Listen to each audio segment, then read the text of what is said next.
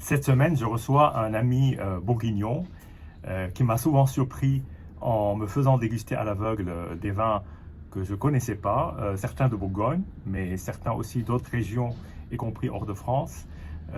Aujourd'hui et dans les 2 jours qui viennent, je reçois cet ami et je vais aussi moi-même le surprendre. Donc ce sera que des dégustations à l'aveugle. Donc cette première dégustation est la première d'une série, je pense de 4 à 5 vins que nous allons déguster tranquillement sur plusieurs jours. Et j'ai voulu commencer par un blanc et un blanc de Bourgogne. Mais plutôt que de partir sur un chardonnay, je pars sur un aligoté. Alors, le cépage aligoté est un cépage beaucoup moins répandu que le chardonnay, d'ailleurs beaucoup moins apprécié et beaucoup moins estimé à sa propre valeur, parce que le cépage aligoté produit des vins assez exceptionnels. Je vous invite d'ailleurs à regarder sur ce canal une vidéo où nous nous sommes réunis entre amis passionnés de vin, uniquement autour de vins à base de aligoté, d'une dizaine de maisons aussi diverses et variées et parmi les plus grandes maisons de Bourgogne. Je pense qu'aujourd'hui le cépage aligoté est considéré comme étant un cépage très noble. Le terroir est évidemment la clé pour produire de bons vins, que ce soit d'ailleurs du chardonnay ou du cépage aligoté.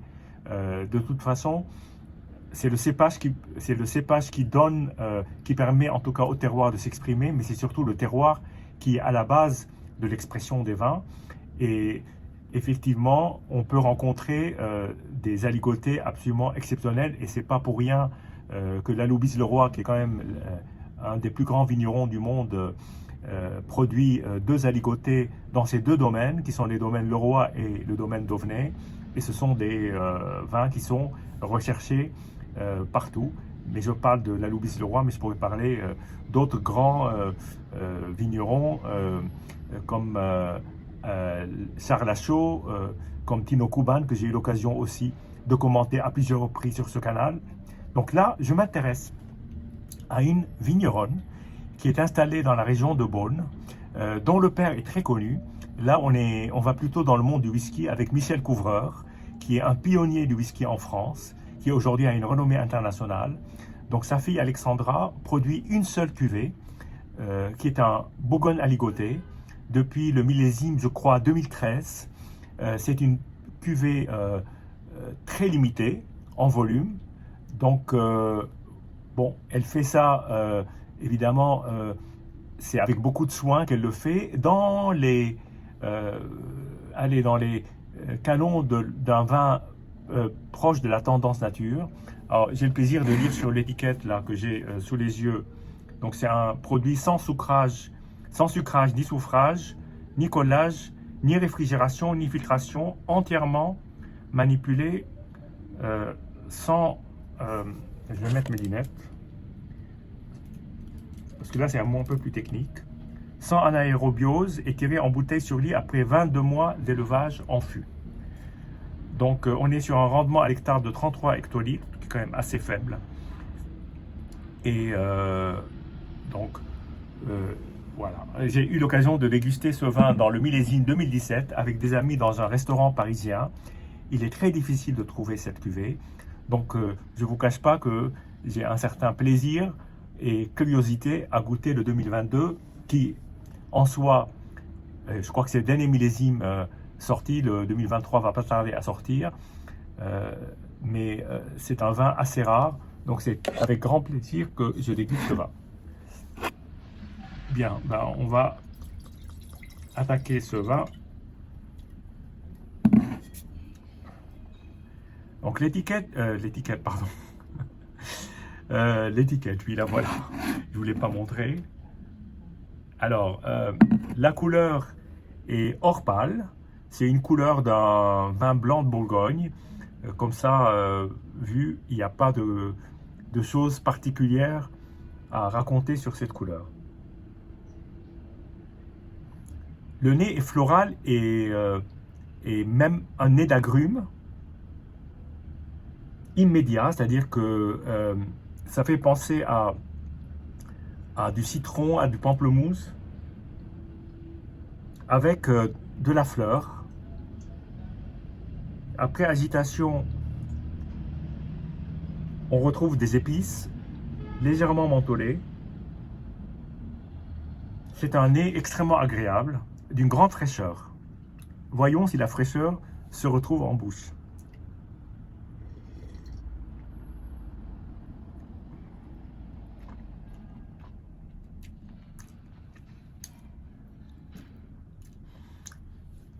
C'est un vin qui a, alors c'est marrant parce que ce côté agrume, on le retrouve pleinement en bouche dès l'attaque, qui est une attaque extrêmement agrume, avec comme presque du citron confit et une matière assez puissante. C'est pas un vin d'été léger apéritif au bord de la piscine, pas du tout. C'est vraiment un vin de gastronomie. Donc, je vais voir si avec des asperges ou avec une tarte, comment ça peut donner une tarte aux légumes.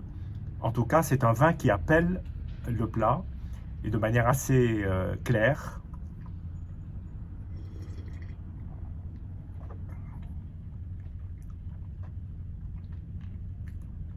Il y a une grande et belle acidité dans ce vin.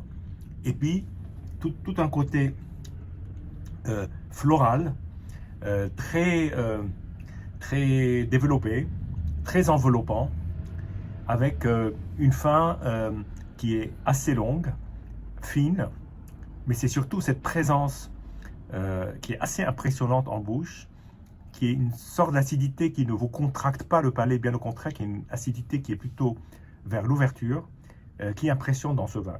Encore une gorgée.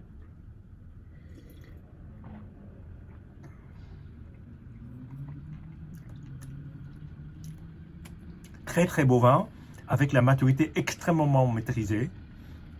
C'est un vin d'une grande fraîcheur et puis d'une grande densité qui tend à démontrer que ces vins d'Aligoté peuvent être très nobles, comme l'est ce vin, et qu'on peut aller taquiner des très grands terroirs, en tout cas sur la côte de Beaune, de Chardonnay. Voilà, je vous dis santé et à bientôt. Je reviens sur la dégustation du Bourgogne aligoté avec mon ami bourguignon.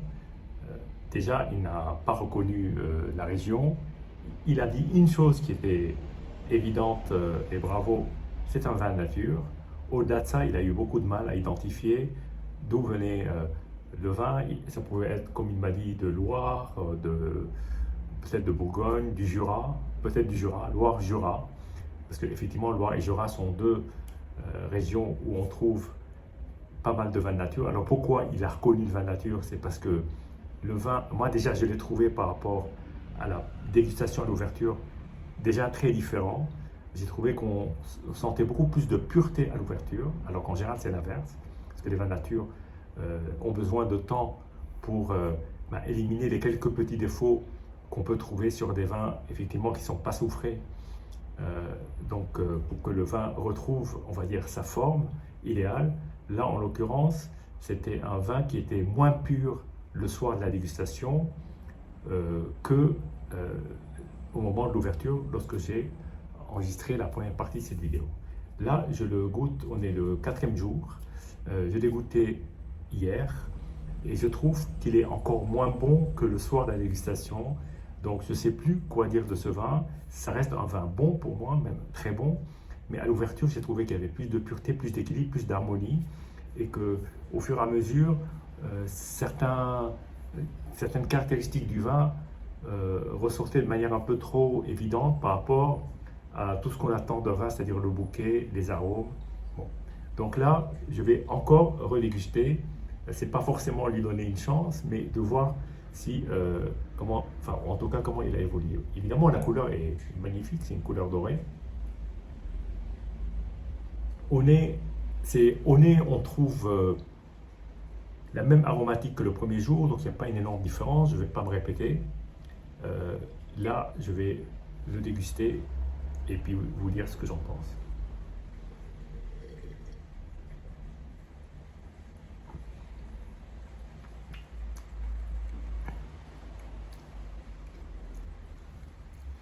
C'est un vin qui qui me rappelle effectivement certains chardonnays du Jura.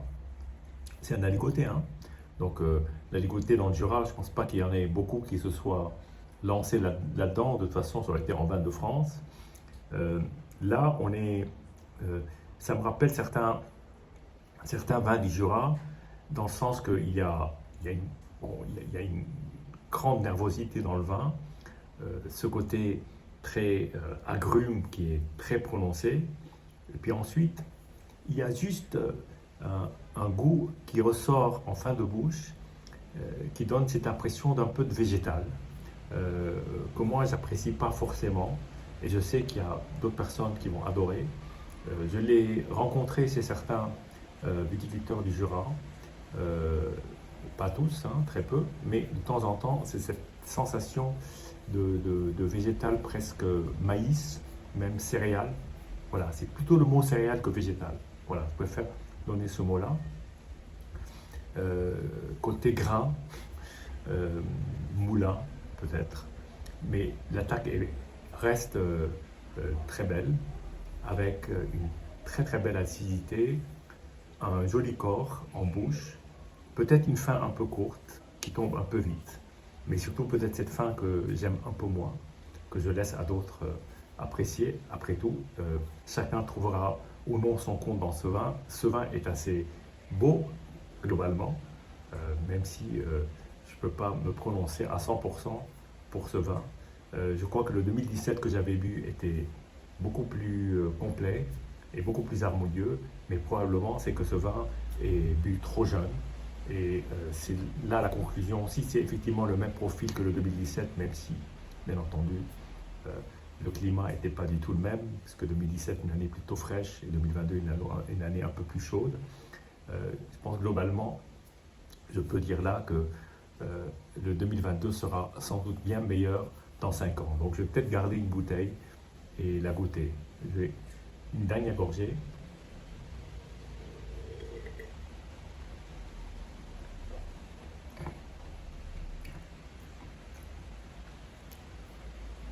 Oui, ce côté céréal qu'on sent pas mal.